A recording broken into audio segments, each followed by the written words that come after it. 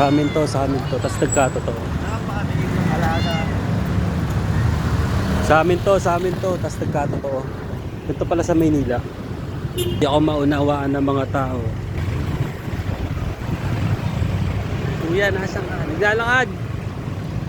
Mag-isa. Hindi ko kilala ang mga tao. Natuto ko mag-rap sa Maynila. Babalik na ako sa dati.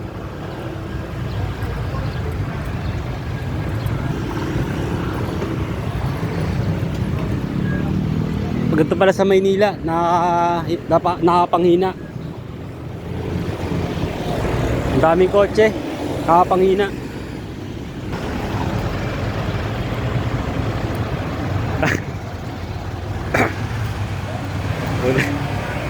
Ganito pala sa Maynila.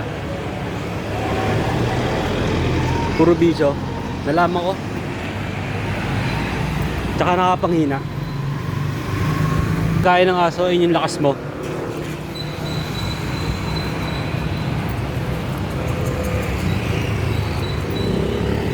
Tapos laging basa.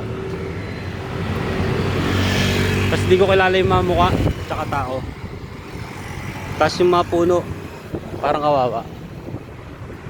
Yung mga kotse hindi nagagamit. Kilala ka may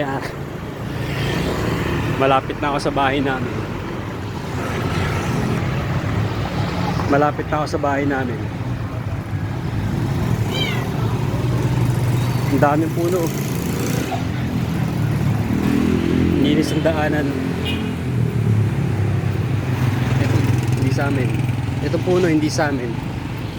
Itong kotse hindi sa amin. Itong gusali hindi sa amin.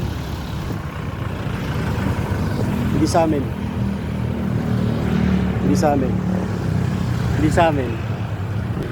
Pero oh.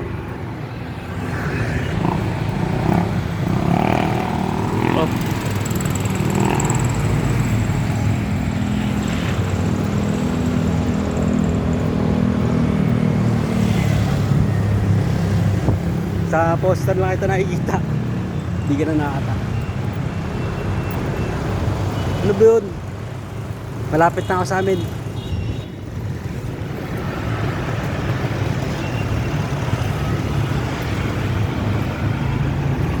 Hindi ko kilala. Ang dami. Walang reklamo. Masaya. Ten step away. Ay, 10 step apart. It's my queen.